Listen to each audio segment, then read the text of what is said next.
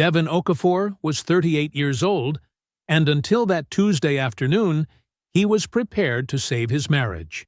He was a civil engineer who had paid every bill on time for 11 years, cleaned his own house, cooked his own meals, and loved a woman who had quietly decided he wasn't enough. When he found the hotel receipt in her jacket pocket, he didn't explode. He didn't confront her. He did what he always did. He gathered information. And then he forgave her. He sat across the dinner table, looked her in the eyes, and told her he forgave her. He meant it. Then he came home early from a job site 3 days later and heard his wife's voice drifting from the kitchen. Low, triumphant. She was on the phone, and she didn't know he was standing in the hallway. What she said next, 4 words, turned 11 years of marriage into something else entirely. And Devin Okafor, the man she had written off as too steady to ever surprise her, went very still, because he finally understood exactly what kind of woman he had married. Before we jump into the story, comment where in the world you are watching from and subscribe, because tomorrow's story is one you need to hear. The blueprints on Devin's desk were covered in small, careful pencil marks. Red for load stress, blue for drainage slope, black for anything that needed a second look. It was 11:14 p.m. The house was quiet in that particular way a house gets, when the sounds inside it have belonged to only one person all evening. Devin sat in the glow of his desk lamp, reading glasses pushed down his nose, a cold mug of coffee at his elbow that he kept forgetting about. He reached for it without looking, took a sip, made no face, set it back down. The kitchen smelled faintly of the jollof rice he'd cooked at 6, and covered with foil in case Camille came home hungry. She hadn't come home until 8:30. She'd eaten half a portion, scrolled her phone with her free hand, and said it was good in the tone people use when they are not thinking about what they're saying. He hadn't minded. Or he had minded and had decided not to. The distinction had blurred so gradually over the years that he could no longer find the line. Devin's desk was the cleanest surface in the office. He kept it that way on principle. You couldn't trust measurements made on a cluttered surface. You might miss something, read an edge wrong, misplace a decimal. His crew at the firm called him D.O., and they called him that with genuine respect, which mattered more to him than the title on his office door. Senior Engineer. He had earned it the way he earned everything, incrementally, without complaint, with hands that knew the difference between a structure that would hold and one that merely looked like it would. He wore the same brand of steel-toed work boots he'd bought since he was 26. He drove a truck that was 8 years old and fully paid off. His savings account, personal, separate from the joint, held a number he hadn't told Camille, because she had stopped asking about his finances years ago. Not out of trust, out of disinterest. Somewhere along the way, the ceiling she believed he had started to matter more to her than the floor he kept solid beneath them both. He knew this. He had known it for a while now, in the quiet, accepting way a man knows a pipe is aging. Not ignoring it, just not yet sure where the leak would show up. The party last month. That was the most recent one. Camille's colleague Marcus had mentioned the bridge renovation project Devin was managing. A genuine piece of work, a redesign that would handle twice the load of the original structure. Before Devin could say more than 3 sentences about it, Camille had cut in with a laugh. A small, bright, dismissive sound. Don't get him started on drainage systems, Marcus. I mean it. We'll be here until Sunday. Light laughter around them. She had squeezed Devin's arm. The squeeze was meant to read as affection. It did not. He had smiled and let the conversation move on. He was good at that, allowing things to move on. It had once been a virtue. He was no longer entirely sure what it was. The laundry had been his doing, as usual. He gathered it on Friday nights, when the hamper in their bedroom reached a certain threshold he found unreasonable to cross. Camille's dry clean items he set aside. Everything else went into the machine in loads sorted by color. Her jacket, the charcoal wrap she wore to professional events, had been folded over the back of the bedroom chair for almost 2 weeks. He picked it up. He checked the pockets. Force of habit. He'd found her lipstick this way, her parking stubs, a grocery list once, in handwriting so small it looked like a different person's. What he found this time was a receipt. He unfolded it carefully under the hallway light. Greystone Suites. The address was a hotel 20 minutes outside the city, the kind of place with a lobby that felt expensive without trying too hard. The date printed at the top was March 8th, a Saturday. He remembered March 8th without having to think about it. Camille had left before 9 in the morning with a weekender bag and the specific cheerfulness of someone with plans they were looking forward to. She'd told him it was a company retreat, a spa day with her team. She'd said, "I'll probably not have great reception," in the easy way of someone delivering a fact rather than an excuse. He had told her to have a good time. The receipt was itemized. One night. Room 412. Breakfast for 2. He read it twice. He turned it over. The back was blank. He folded it the same way he had found it. Neat. Along the original crease lines. He walked to his office and opened the top right desk drawer and placed it inside, beneath his spare calculator and the rubber-banded roll of mechanical pencil leads.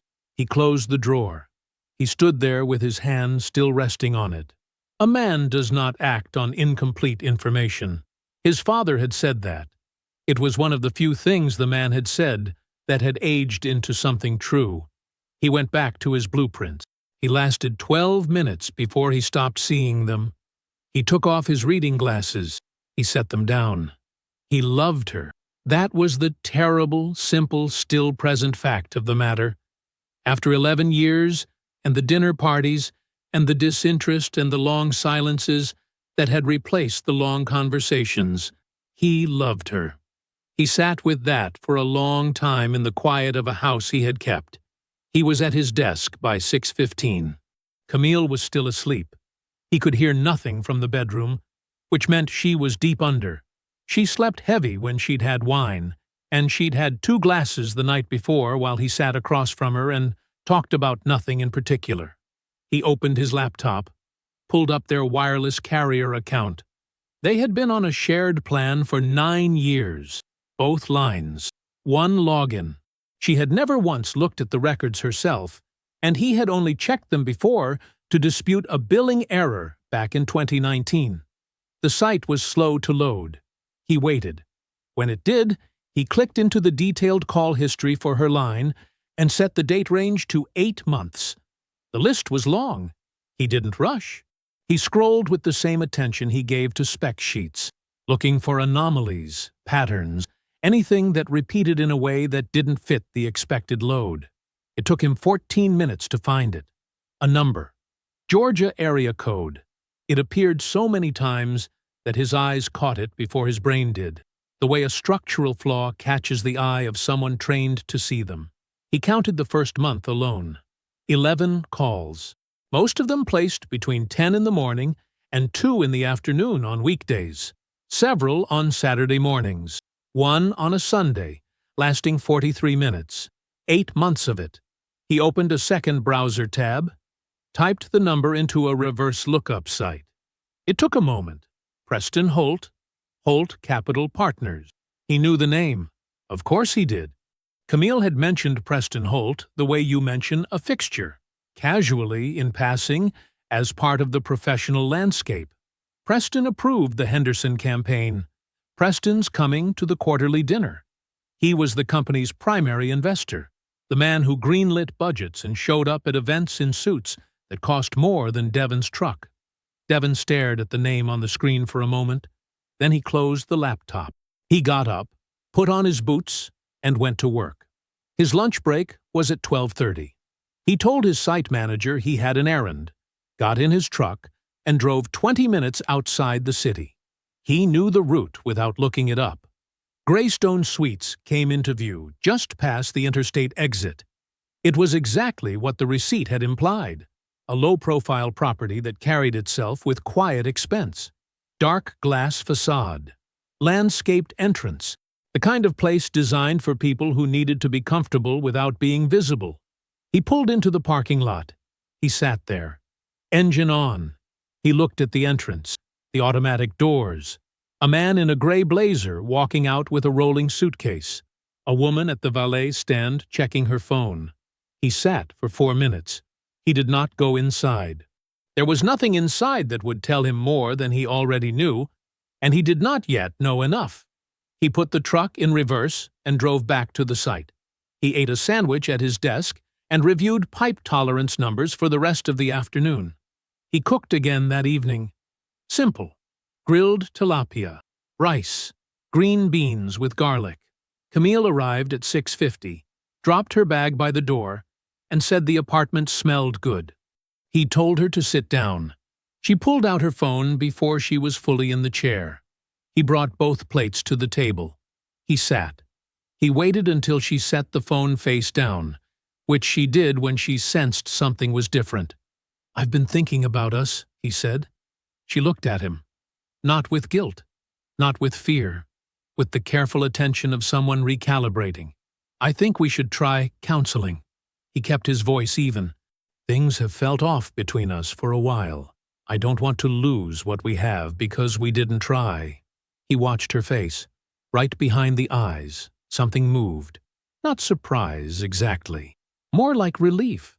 And just beneath the relief, something he couldn't yet name. "I forgive you," he added quietly, "for the distance, for whatever's been going on with you. I don't need it all spelled out. I just need us to try." She put her fork down. She cried. Not immediately. There was a moment where she seemed to gather something.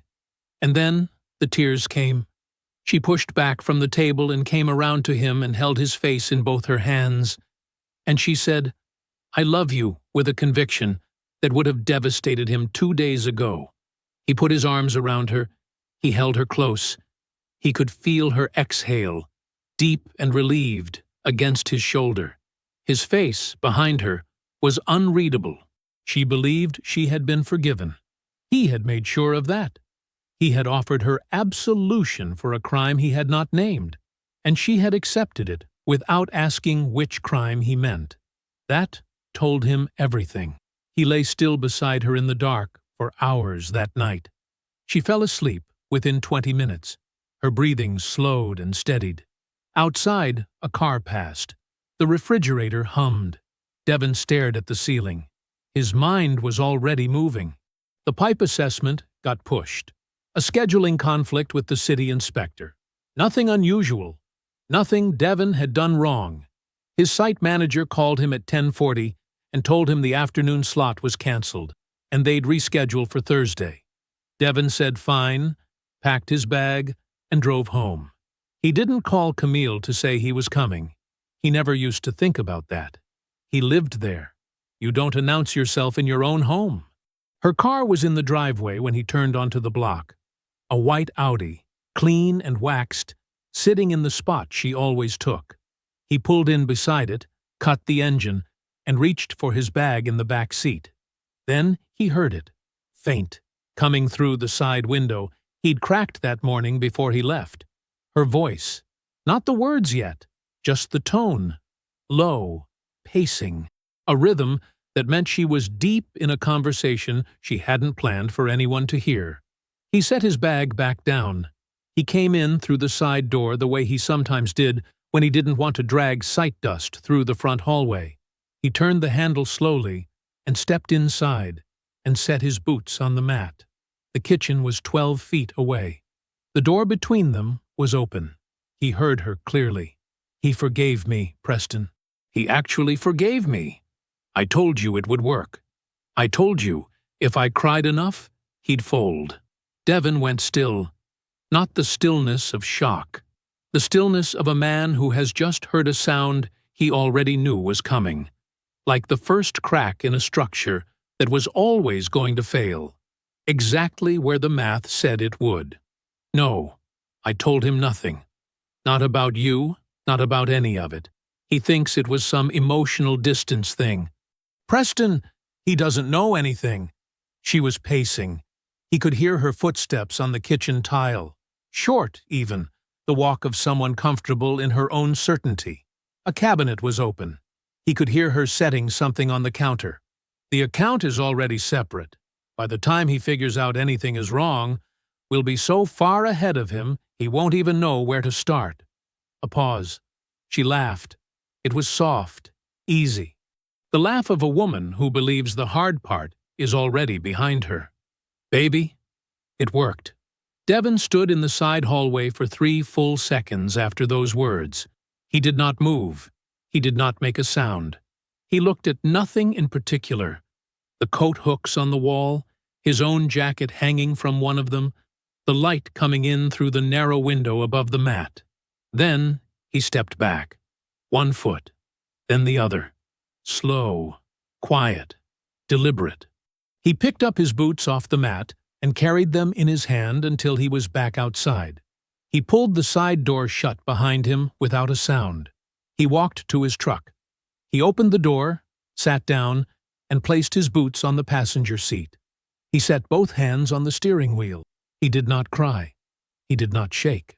He sat with both hands steady on the wheel and looked straight through the windshield at the garage door, the one he had repainted 2 summers ago, because the wood was starting to blister at the corners, and he believed, as he always had, in maintaining what you owned before it deteriorated past saving.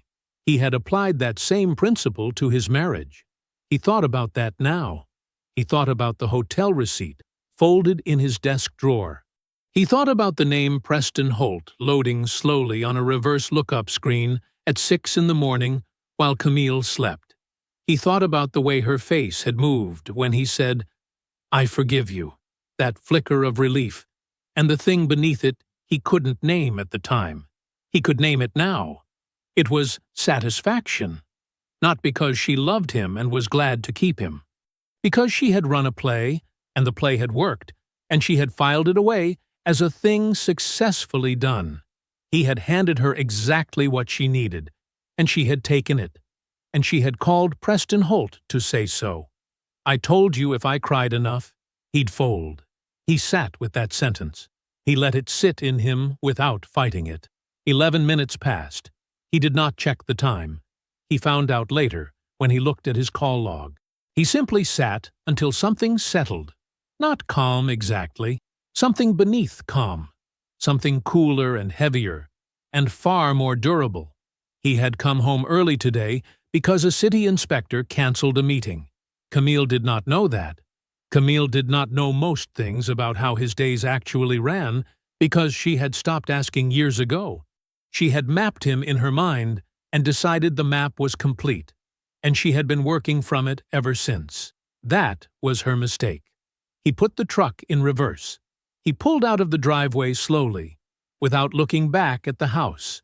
When he reached the end of the block, he picked up his phone and pressed the contact he trusted above all others. It rang twice. "Aunt Bernice," he said. "I need to come over." Bernice's house sat on a corner lot on Alderman Street. A small brick bungalow with a deep front porch and window boxes she replanted every spring. The porch light was already on when Devon pulled up, even though it wasn't fully dark yet. He hadn't been able to tell her much on the phone, just that he was coming and that it was serious. That was enough for Bernice. It had always been enough. She opened the door before he reached the top step. She looked at his face. She didn't say anything for a moment. She just stepped back and held the door open and let him in. The kitchen smelled like coffee, and the faint cedar of the closet that opened off the hallway. She had a pot already made. She set 2 cups on the table without asking and sat down across from him and folded her hands and waited. Devon talked. He didn't editorialize. He didn't reach for emotion. He laid it out the way he would present findings to a client. Sequentially, factually, one point connected to the next. The jacket, the receipt, the date, the hotel, the phone records he pulled up on the shared plan account, the name Preston Holt, and where he knew that name from, the conversation in the car before work, the way he'd told Camille he forgave her, and the way her face moved when he said it. And then, last, what he had heard through the side door that afternoon. Baby. It worked. He said the words plainly. He didn't linger on them. Bernice had not interrupted once. She sat with her coffee cup in both hands and listened to all of it. And when he finished, she was quiet for a few seconds. Not processing.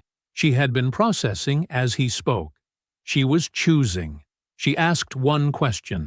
What does she think you know? Nothing, Devon said. As far as she's concerned, I forgave her for being emotionally distant. That's the whole story she has. Bernice nodded slowly. She set her cup down. Then that, she said, is the most valuable thing you have right now. Don't spend it. She didn't say she was sorry. She didn't ask him how he was feeling. She understood that what he needed from her at this table was not comfort. He could grieve later. Right now, he needed to think, and she was going to help him do that. She talked about the account first, the separate account Camille had referenced on that call, what it likely meant, and what it could mean legally. Bernice had spent 22 years working family law. She had never held a license, but she had sat across from enough attorneys in enough proceedings to know exactly how the machinery worked. She explained it in plain terms. In their state, money moved out of joint marital accounts during the course of a marriage didn't just disappear, it had to be accounted for. If Camille had been quietly pulling funds into a separate account, there was a legal name for that. There were remedies for it, and there was a paper trail, because there was always a paper trail. You need someone to find that trail, Bernice said. A forensic accountant. Someone who knows what to look for and how to document it, so it means something in a courtroom. You know someone, Devon said. It wasn't a question. Her name is Odette. We worked adjacent cases for years when I was at the firm. She's licensed, she's thorough, and she doesn't talk. Bernice reached for a notepad she kept on the counter behind her. Yellow, spiral-bound, the same kind she'd always used, and wrote a name and a phone number without looking it up. She slid it across the table. Call her Monday. Pay out of pocket. Don't use any account Camille has access to. Devon looked at the number. He folded the paper and put it in his shirt pocket. You knew something was wrong, he said. Before tonight. Bernice met his eyes. It wasn't my place to say so. He nodded. That was the right answer, and he understood it. And he didn't press further. He finished his coffee and stood up. She walked him to the door. She put one hand briefly on his arm. Not a hug, not a speech. Just a hand on his arm for 2 seconds. Then she let him go. He was home by 7:15. He changed out of his work clothes, washed his hands at the bathroom sink, and went to the kitchen. Camille was on the couch with her laptop, still dressed from work, shoes off. She looked up when he came in. You eat yet? He said. I had something small. I wasn't sure when you'd be back. I'll make something. He opened the refrigerator and pulled out what he needed. He cooked the way he always cooked. Deliberate. Unhurried. He asked her about her day while the pan heated, and she told him about a client call that ran long and a presentation she was revising. He listened. He made the right sounds in the right places. They ate at the table. He asked a follow-up question about the presentation. She answered it and smiled a little and topped off her wine. When dinner was done, he ran the hot water and started on the dishes. Camille moved to the kitchen table with her phone, scrolling, comfortable, her feet tucked up under her on the chair. He kept his back to her. He worked through the plates one by one, steady and quiet, and let her believe that the man standing at the sink was exactly the man she thought she knew. The law office of Patricia Dunn was on the 4th floor of a building downtown, sandwiched between a title company and an insurance broker. The waiting room had 3 chairs and a window that looked out over the parking garage. Devon arrived 7 minutes early and sat with his hands folded and read nothing. He paid in cash. Personal account. The kind Camille had stopped asking about years ago because his numbers bored her. Patricia Dunn was in her 50s, compact and direct, with reading glasses pushed up into her natural hair. and a legal pad she wrote on in small, tight print. She did not waste his time, and he did not waste hers. He laid out what he had: the phone records, the receipt, the overheard call, the separate account Camille had referenced, and she listened the same way Bernice had, quietly, completely. When he finished, she set her pen down. "If what you're describing about the account holds up under documentation," she said, "you're not just looking at an infidelity case. You're looking at dissipation of marital assets. That changes your position considerably." "Meaning what, exactly?" "Meaning the court doesn't look at your marital estate as a 50-50 split and move on. It looks at what was there, what was moved, when it was moved, and why. Courts don't like it when one spouse quietly empties the joint account while the other spouse is making dinner." She paused. "Get that forensic accountant working. The cleaner the documentation, the less room she has to maneuver." Devon wrote down the phrase on the small notepad he'd brought: dissipation of marital assets. He underlined it once. He was back at his desk by 1:15. He started on the financial records that same evening. He already had access. Their joint accounts had always been under both names, both logins. Camille had simply never imagined he would look, not because she was careless, but because she had spent years watching him not look, watching him trust, watching him hand over the full weight of his own confidence in her, and never check whether it was being honored. That was her mistake, and it was one she couldn't undo now. He pulled 14 months of statements. He exported them to a spreadsheet, sorted by amount and date, and started reading. It took him 2.5 hours. The transfers were clean, small, irregular enough that no single one flagged anything. 200 here, 800 there, a few at 1,200, spaced weeks apart. But when he laid them all in a row, date, amount, destination account number, the shape of it became unmistakable, like stress fractures in a beam, invisible one at a time, catastrophic when you mapped them together. $41,280 moved across 14 months into an account that wasn't his, wasn't joint, and wasn't anything Camille had ever mentioned to him. He looked at the number for a long time. Then he saved the spreadsheet to the encrypted cloud account he'd set up the week before, backed it up to a USB drive he kept in the locked drawer of his desk at work, and closed the laptop. He did not slam it. He did not stand up and put his fist through anything. He sat for a moment in the quiet of the room and let the number mean what it meant. And then he picked up his phone and called his brother. Kwame answered on the second ring. "You good?" "I need to talk to you," Devon said. "Not on the phone. Can you come by the shop tomorrow morning before your first run?" "Yeah. What's going on?" "Tomorrow," Devon said. Kwame showed up at 6:50 with 2 cups of coffee from the place on Route 9 that he liked, and Devon didn't, but drank anyway. They sat in Kwame's van in the parking lot of the distribution warehouse, and Devon told him enough. Not everything. Not the legal specifics, not Odette, not the attorney, but enough. The affair, the call he'd overheard, the money. Kwame went very still. For Kwame, that was the dangerous sign. "Tell me where he lives," he said. "No." "Dev, that helps her," Devon said. "You go near Preston Holt. She gets to be the victim. Her attorney turns it into a story about harassment, and we hand everything to her on a plate. Is that what you want?" Kwame stared through the windshield. His jaw was tight. "Then what do you need from me?" "Your network," Devon said. "You've got drivers running routes through half the commercial corridors in this county. Preston Holt is a real estate investor. His money touches a lot of businesses. I need to know where his name comes up, who works for him, what his professional life looks like from the outside." Kwame turned that over. Devon could see the moment it clicked, when his brother understood that this was a role, a real one, something he could actually do.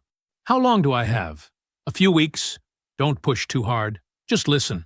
Kwame nodded. He drank his coffee. You good? He said again, quieter this time. I will be, Devon said. That night, Devon sat at his desk. The laptop closed in front of him. The files were saved.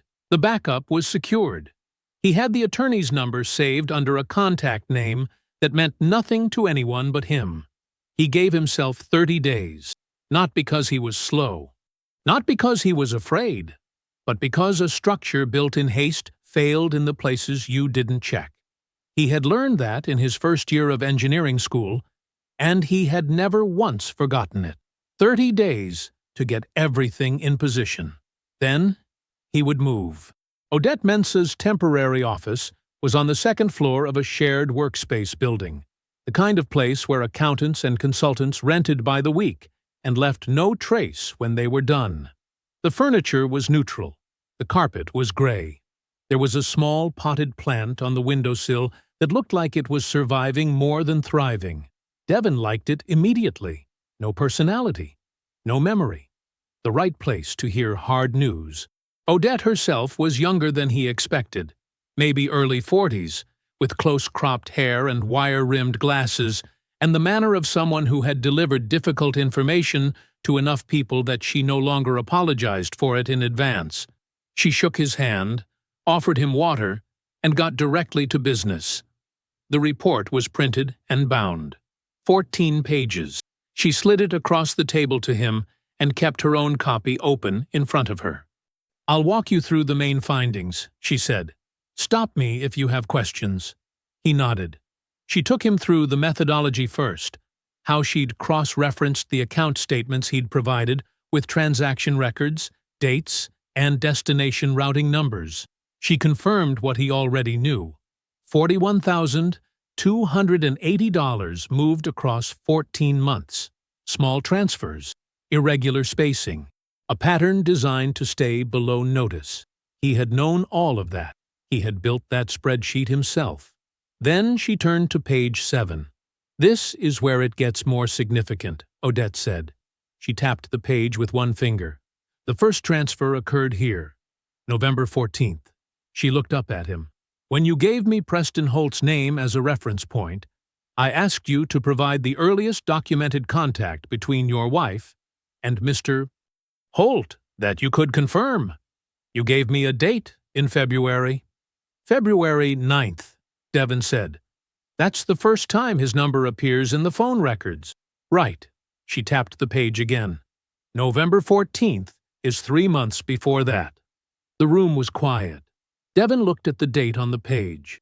Then he looked at it again. The financial account was opened, and the first transfer was made, Odette said, her voice even and careful, 3 months before her first documented contact with Mr. Holt. He understood what that meant. He had understood it the moment she said it. But he let it settle anyway, the way you let a structure settle before you test its load. She didn't open the account because of him, Devon said.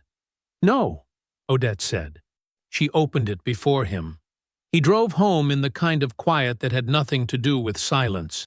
The truck's engine was loud. A sports radio segment was bleeding through from the station he'd forgotten to change. None of it reached him. He thought about November, 14 months ago. He had taken Camille to her favorite restaurant for her birthday in November. He had bought her a bracelet she still wore. He remembered standing in the jewelry store, second-guessing himself, then deciding she was worth the extra. He remembered the way she'd looked at it when she opened the box. He thought about last Christmas, the trip they'd taken to visit her mother in Atlanta, the hotel they'd stayed in, the dinners, the one afternoon they'd spent walking through a neighborhood she loved, her arm through his, laughing at something he'd said. He had taken a photograph of her that afternoon because she looked happy. He thought about all the ordinary Sundays, the meals, the small kindnesses he'd extended without thinking because that was what you did for someone you loved. He had been the mark, not the husband, the mark. And for 2 years, while he was making dinner, while he was paying the mortgage, While he was holding her in the dark and believing she was still his wife, she had been working. He pulled into the parking lot of his apartment complex and sat in the truck. He let himself feel it. He had promised himself one night.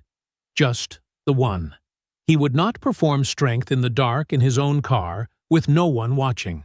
He sat with the full weight of it. What it cost him. What it meant. What kind of grief it was to mourn a marriage that turned out to be a job she was running. It was not a short night. But the morning came, the way mornings did. Gray light through the blinds. Coffee he made while the apartment was still quiet. He showered. He dressed. He sat at his desk. He printed 2 copies of Odette's report. He placed one inside the folder with his attorney's document, tucked behind the phone records and the spreadsheet he'd built from the joint account statements. Clean, ordered, each page where it belonged.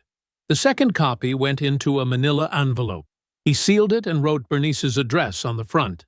He uploaded the digital version to the encrypted cloud account, organized it into the folder labeled with a project name that would mean nothing to anyone but him, and verified that the backup was current. Then he put on his jacket, picked up his keys, and went to work. Devin texted Felicia on a Tuesday. "Hey, been a while. You free for coffee this week?"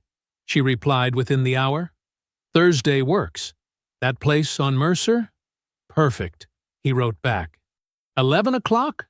See you then. Simple. Easy. The kind of exchange that wouldn't register to anyone reading over a shoulder. Thursday morning, Kwame called, while Devin was still in the parking lot outside the coffee shop. "Got more on Holt," Kwame said. No greeting.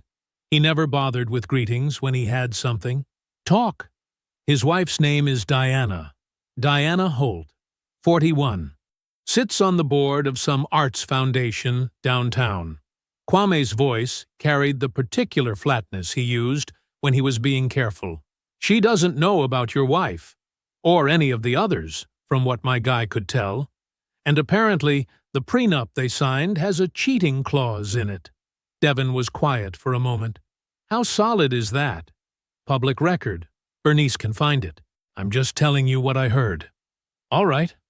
Devin looked at the entrance to the coffee shop. "Good work, Kwame. You gonna tell me what you're doing with this?"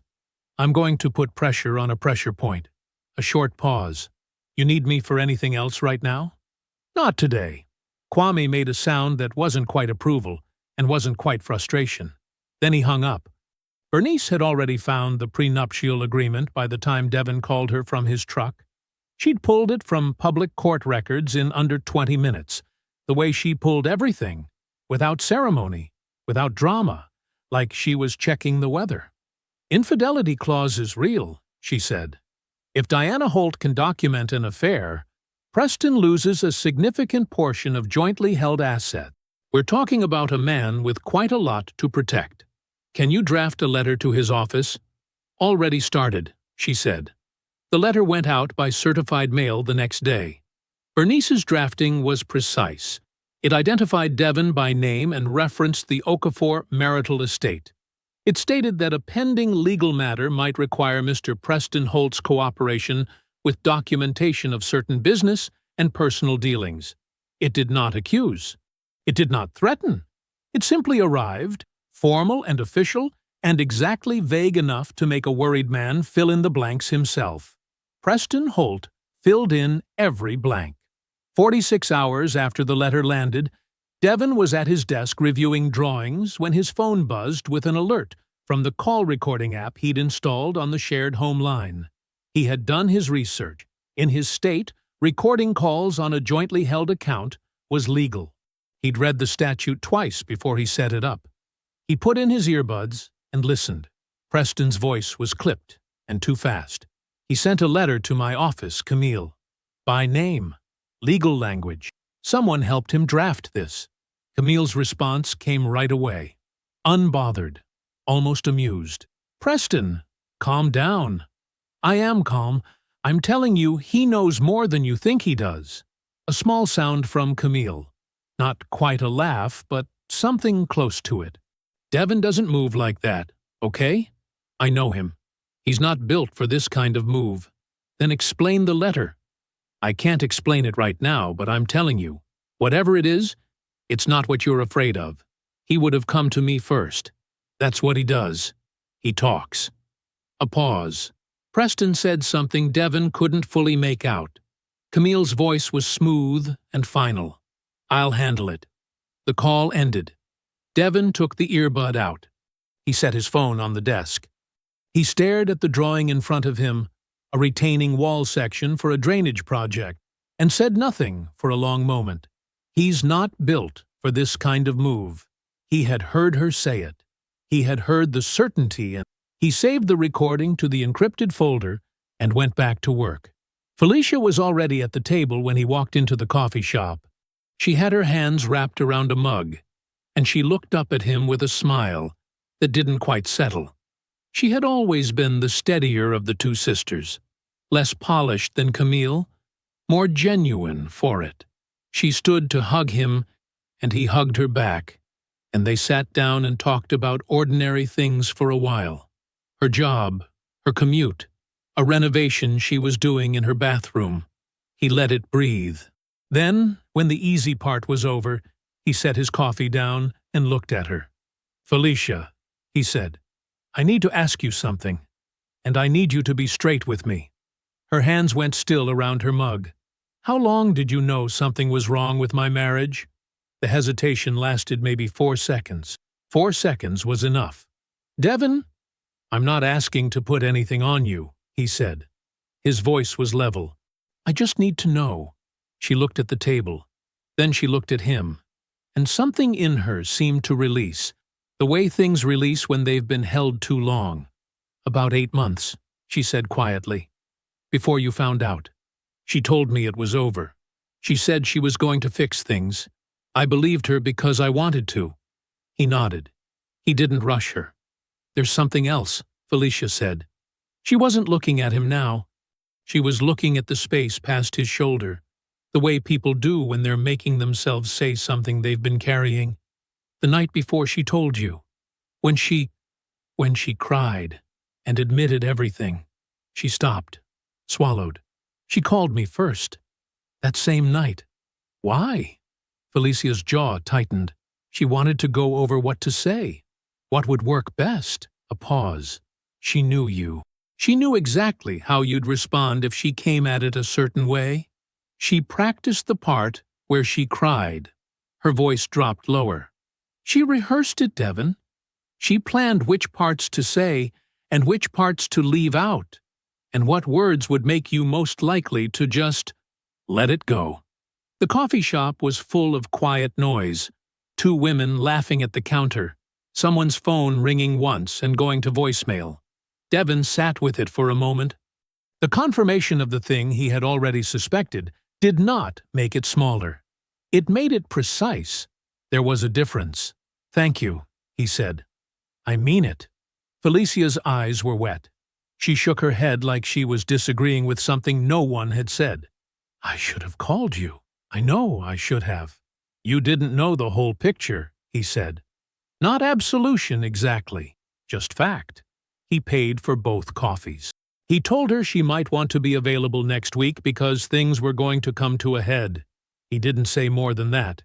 He left her sitting with her hands wrapped around a mug that had gone cold, and he walked to his truck in the thin morning light. That evening, he made Camille's favorite meal.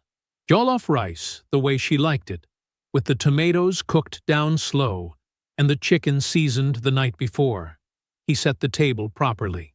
He opened a bottle of red wine she had been saving for a special occasion and poured 2 glasses without asking. She came into the kitchen and stopped, surprised. "What's all this?" "Nothing," he said. "Just felt like cooking." She smiled. It was a real smile, the relaxed kind she only showed when she thought she was safe. She sat down, and he brought the food to the table, and they ate together the way they used to. Before everything. She told him about a client meeting that had gone well. She laughed twice. She reached across the table and touched his hand at one point, briefly, the way affectionate people do. He was warm, he was present, he listened and responded and smiled when she smiled. Across the table, in the candlelight she didn't know he'd lit with intention, he looked at her face. He thought about November 14 months ago, the bracelet, the birthday dinner, the photograph he'd taken in Atlanta of a woman who had already opened an exit account and was already, quietly, working her plan. He thought about Felicia's voice. She rehearsed it, Devon. He thought about Preston's voice, clipped and afraid, and Camille's voice, smooth and certain. He's not built for this kind of move. He made his accounting, full and final, line by line. Then he refilled her wine glass and asked if she wanted to watch something after dinner. She said yes. Tomorrow was the last day of this version of his life. Devon was up before 6. He showered, dressed in clean jeans and a plain gray shirt, and came downstairs while the house was still quiet. He filled the coffee maker and stood at the kitchen window while it ran, watching the backyard in the early light. The grass needed cutting. He had cut it every 2 weeks for 11 years. He made a note, then let the note go. He texted Bernice at 6:14. Come at 9. Side door. He texted Kwame at 6:15. Same. Don't knock loud.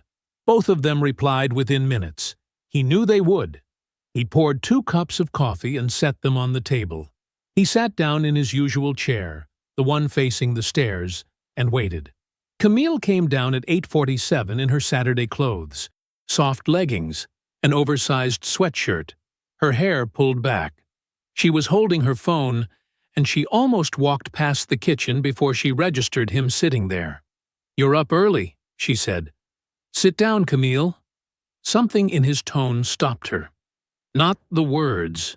The words were ordinary enough, but the tone had no warmth in it, and no anger either. It was level in a way that had no give. She sat.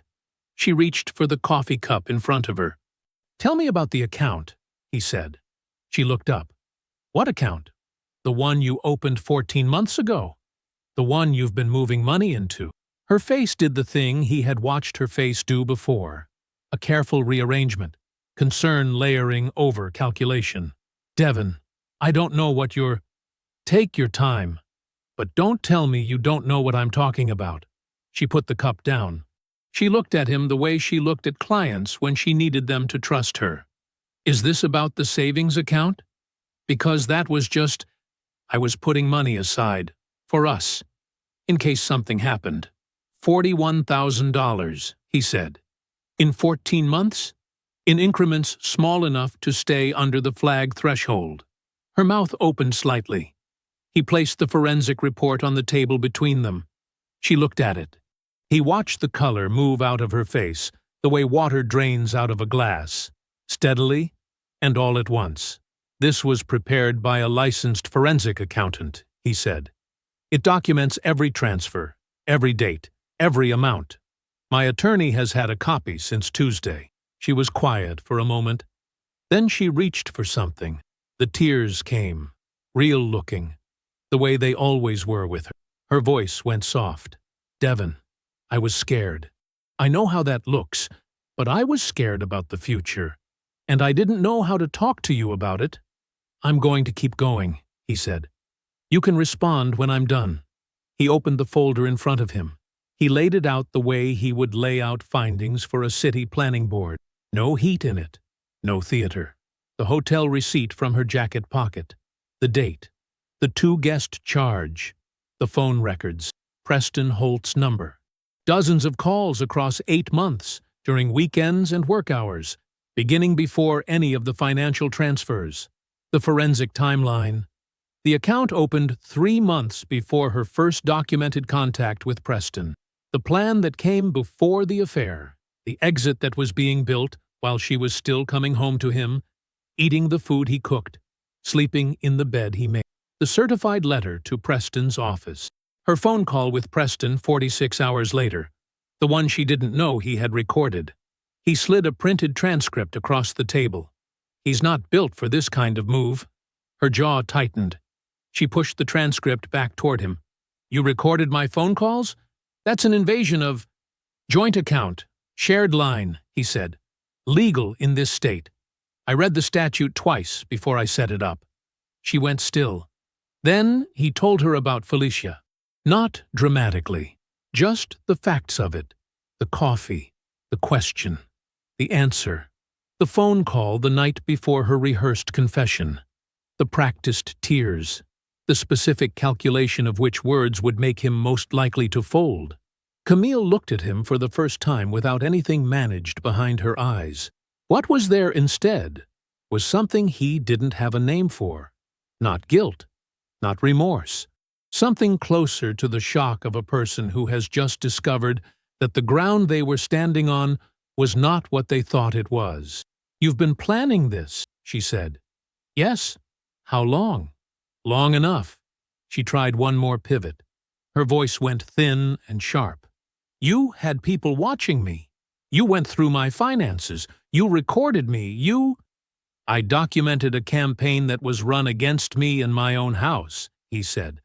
"For 2 years." She said nothing. He closed the folder.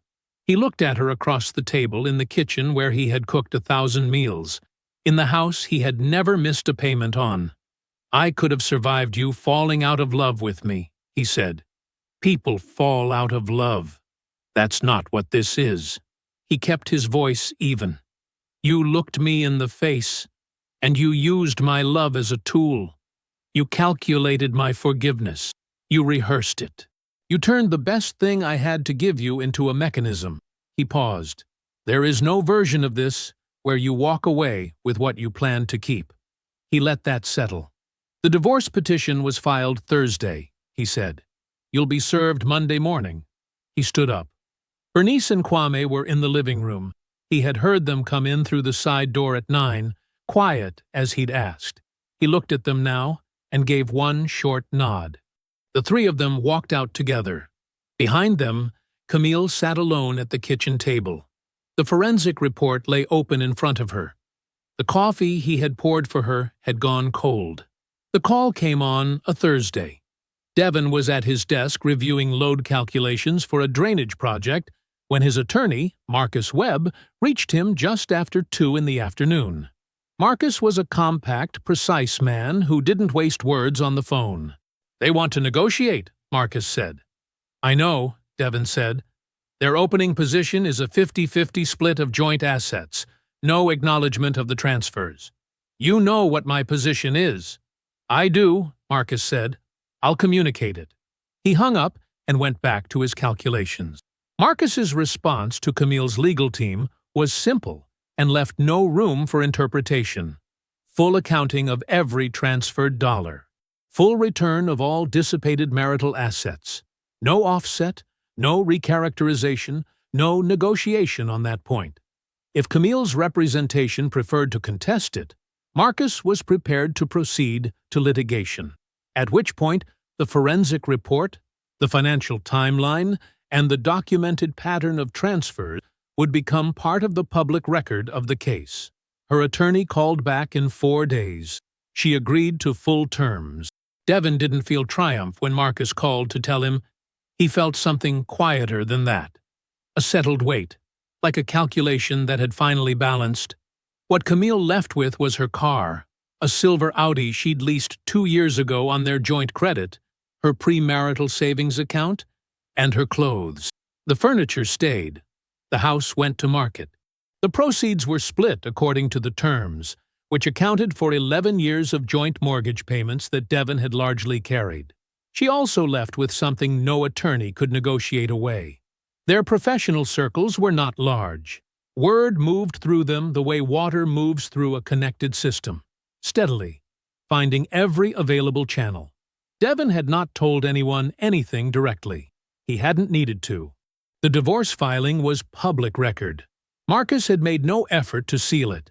People who knew them, colleagues, neighbors, the couples they'd had to dinner over the years, began to understand the shape of what had happened, even without the full picture. The full picture, as these things go, arrived eventually on its own. Camille's LinkedIn stayed polished. Her Instagram stayed curated. But the rooms she walked into started to feel different. Quieter when she entered. Warmer toward people who weren't her. She was resourceful. She had always been resourceful. She managed it. But managing it took work. Constant, exhausting work. And the thing she had never fully understood, until now, was how much of the life she'd built had rested on a foundation she hadn't constructed herself. The house, the credit, the stability that made people take her seriously as a professional, the sense that she was a woman who had her life in order. Devon had been underneath all of it, quiet and load-bearing, in the way that foundations always are. You don't notice them until they're gone. Then you feel every crack. Preston's unraveling happened separately and faster. When the certified letter arrived at his office, the one Bernice had drafted, careful and deliberate, and designed to make him sweat, Preston had done exactly what a man of his particular kind of fear always does. He'd called a personal attorney, not his firm's counsel, which would have required disclosure. A private consultation, paid out of pocket, meant to stay quiet. It did not stay quiet. The consultation created a paper trail.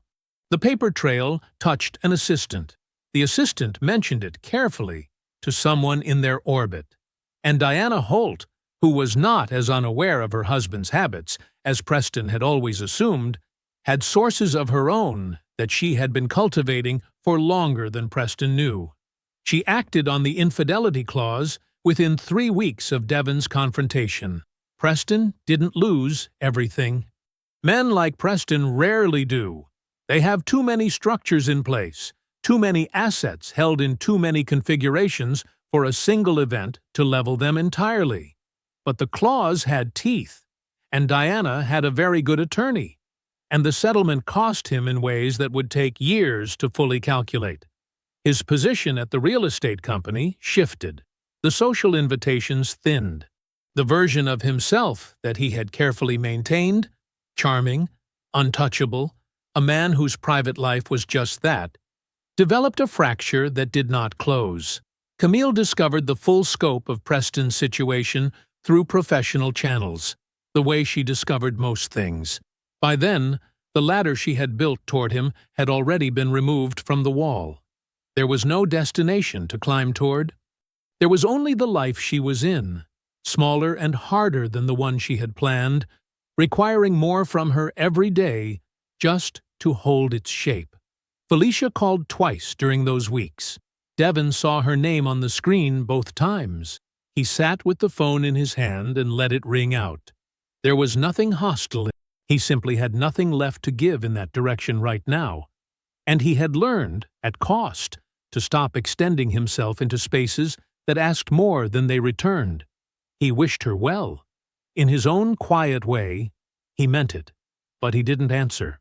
6 weeks after the confrontation, Devon drove to Marcus Webb's office on a Tuesday afternoon. The final documents were stacked neatly on the conference table. Marcus had a pen ready.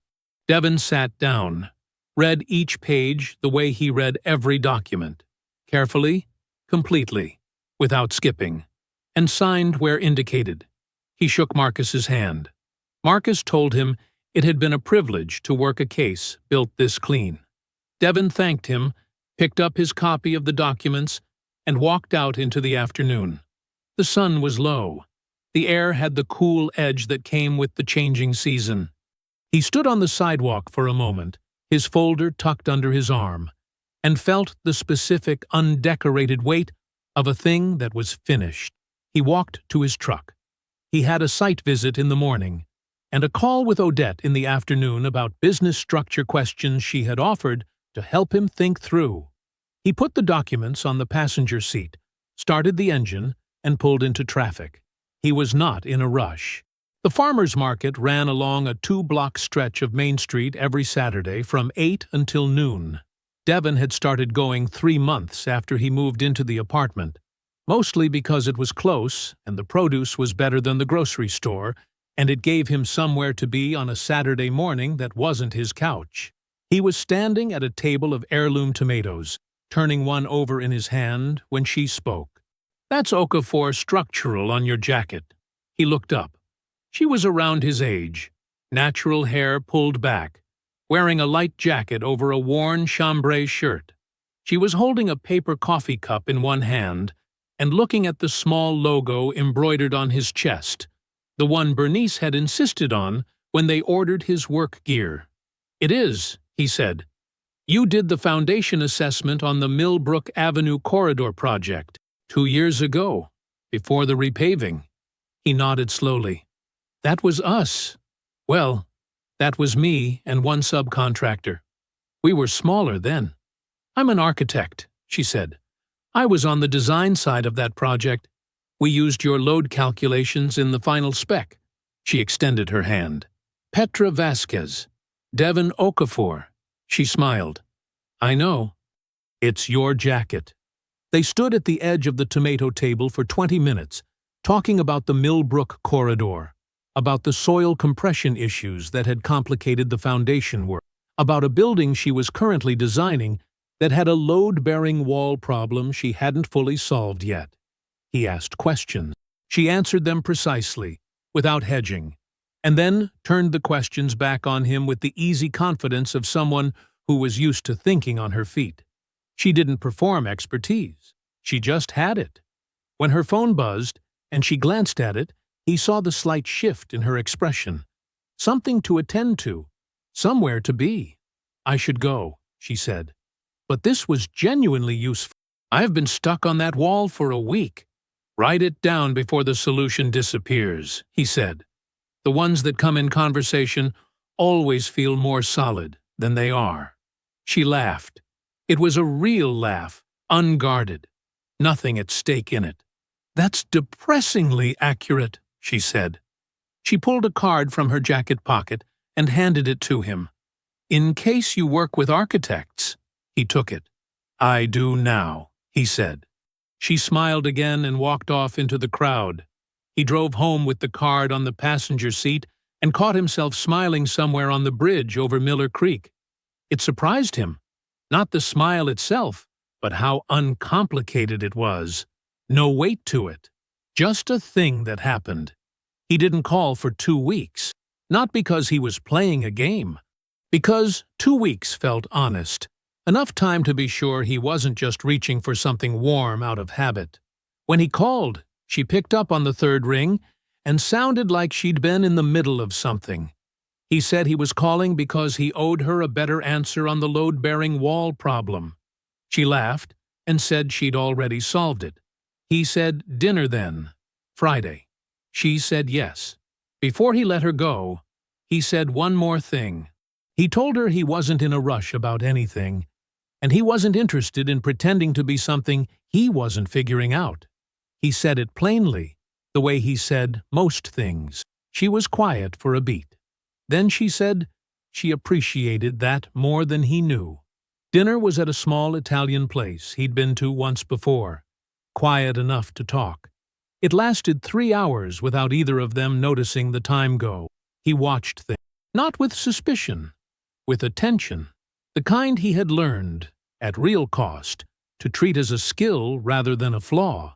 He watched how she spoke to the server, easy and direct, like the man was simply a person doing his job, which he was. He watched how she handled the moment when their table was wrong and they had to move. A small thing, the kind of small thing that shows you something true. She didn't make it into anything. She just picked up her water glass and moved. He watched how she laughed when he said something that wasn't even that funny, fully, without checking herself. He asked more questions than he answered. She noticed. "You're a very good listener," she said near the end of the meal. "I had to learn to be," he said. She didn't push on it. She just nodded, like that was a complete sentence, which it was. His firm had grown steadily. 2 clients had become 5. A county contract was under formal review. Bernice had helped him structure the business entity from the beginning, staying on the phone with him through the paperwork the way she had stayed on the phone with him through everything. Kwame had brought the first client through his logistics network, a warehouse developer who needed an independent structural assessment. And from there, one referral had pulled the next. It was not large, but it was his, every piece of it. One evening, sitting at his drawing table with the day's work done and the apartment quiet, he called Bernice. She asked if he was eating.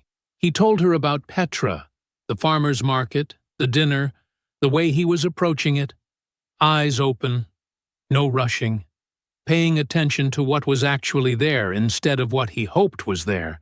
Bernice was quiet for a moment. Then she said, "See? You were always the foundation. Now you get to choose what you build on top." He wrote it down. 2 years later, on a Tuesday morning in early October, Devin Okafor stood at the groundbreaking ceremony for the largest county infrastructure contract awarded that year, a project his firm had won through 18 months of careful, documented, competitive work.